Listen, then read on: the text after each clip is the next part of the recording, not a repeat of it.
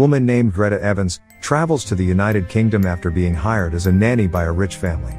Upon her arrival, she immediately takes off her shoes and looks around the mansion because the owner is away. She is surprised by the arrival of a man named Malcolm. Malcolm himself is a local delivery man who stops by often. Then Malcolm invites Greta for a tour. Not long after, comes an elderly woman, Mrs. Heelshire, the house owner's wife. Mrs. Heelshire asks where Greta's shoes are. Greta shows where she had taken off her shoes, and she is surprised as they are gone. Mrs. Heelshire casually says, it is probably her son's doing. Then Mrs. Heelshire invites Greta to meet her husband, Mr. Heelshire. She also introduces her to the boy she is supposed to babysit. But to her surprise, this boy turns out to be a porcelain doll named Brahms. She laughs, thinking it's a joke. But Mrs. Heelshire and Mr. Heelshire look serious. Mrs. Heelshire tells Greta that many nannies had applied for the job, but Brahms turned them down because they are neither young nor beautiful. The Heelshires teach Greta on taking care of Brahms, leaving her a list of strict rules to follow. This includes reading to Brahms in a loud and clear voice, playing loud music for him, keeping the leftovers in the fridge, setting a mousetrap, and giving Brahms a goodnight kiss. Mrs. Heelshire tells Greta that Brahms is shy and only moves when no one is watching. Mr. and Mrs. Heelshire then ask Brahms his opinion on Greta. Greta feels strange with what she sees. Mr. Heelshire closes the door for privacy. Before long, the two of them come out and tell Greta that Brahms likes Greta and he wants her to babysit him. Greta calls her sister to tell her about her experience in the house. The following day, Greta hears Mrs. Heelshire, who is angry because it turns out that Brahms ransacked his room.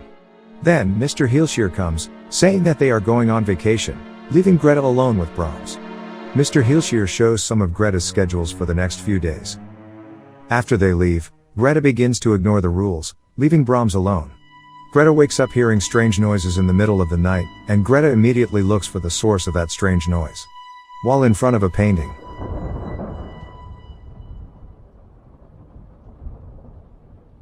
suddenly a hand is coming right out of a wall to choke her. It turns out to be a nightmare. Then Greta checks into Brahms' room and sees tears welling up in his eyes. When examined, it turns out that the ceiling is leaking. That night, suddenly, Greta gets a call. But when she picks it up, no one speaks. In the morning, Malcolm comes to deliver groceries, and Greta asks a few questions about Brahms. Malcolm tells her that Brahms was once a real boy and was the only child of Mr. and Mrs. Heelshire. But then, one day, their house caught fire and after not being able to escape on time, Brahms died. The doll is simply a coping mechanism for the family to deal with their loss. Malcolm then asks her out for a date that night. Greta agrees. Greta gets ready for the date. While on the phone with her sister, Greta sees that Brahms is watching her, and she closes the door. Greta continues to shower. However, she is surprised to find that her hair has been cut, and her dress and necklace are missing. Greta then rushes to look for it. She is lured to the attic by strange noises. She climbs the ladder and suddenly, the attic ladder closes by itself. Greta is locked inside. Malcolm comes to pick up Greta, and Greta shouts for help, but Malcolm doesn't hear her. And he leaves instead. Greta then tries to find another way out.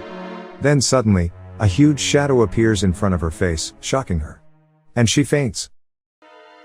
In the morning, when Greta wakes up, she is mysteriously let out. She explains to Malcolm what happened last night. It turns out that the ladder can close and open on its own. Greta asks Malcolm about Brahms once again, and he states that there are two rumors about Brahms. There are some people in the town who feel sorry for him as they remember him being a very good boy, but on the other hand, there are others who claim that the boy was evil. Later that night, Greta calls her sister again. Her sister tells her that her abusive ex-boyfriend named Cole has been trying to find out where she is.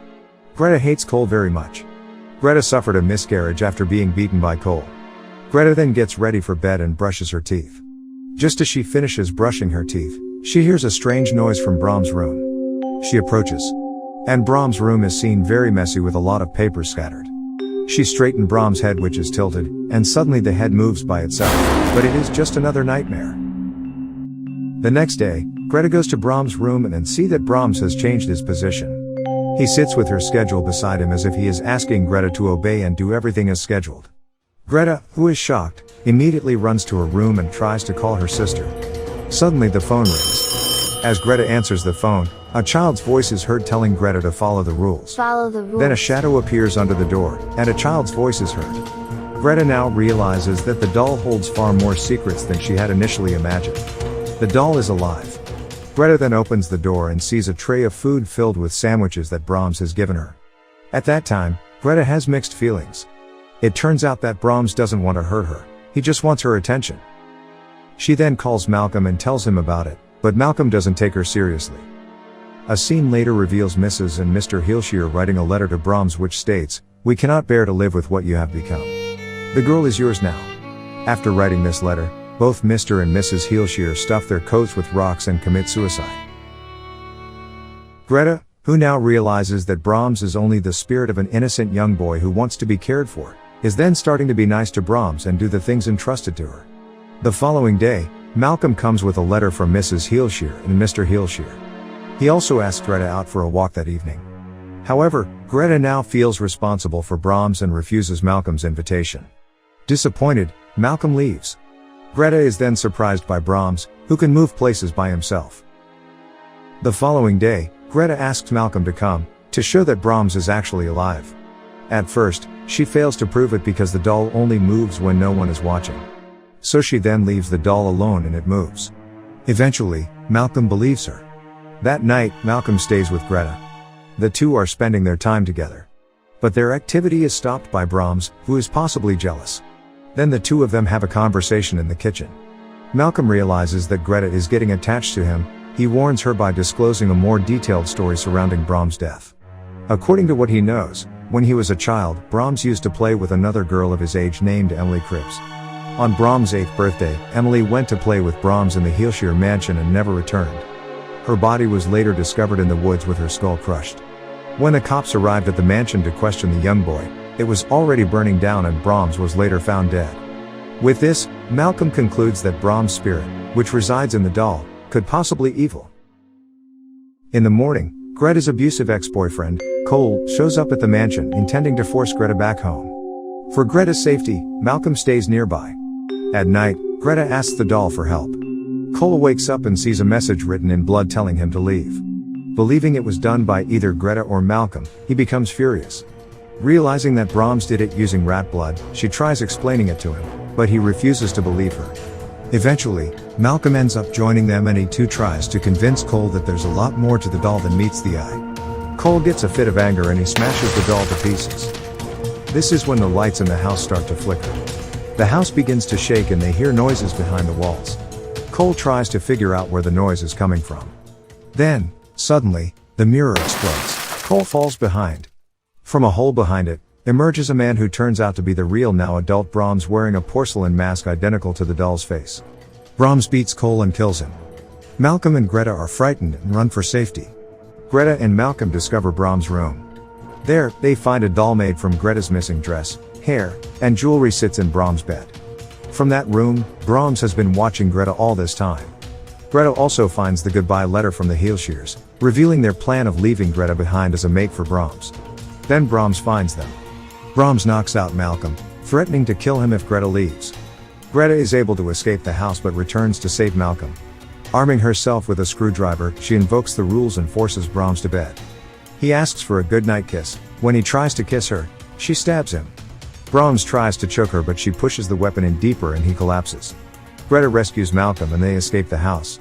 In the closing scene of the film, Brahms can be seen putting back pieces of the doll together, suggesting that he is probably still alive. From all of this, we can deduce that Brahms never died in the first place.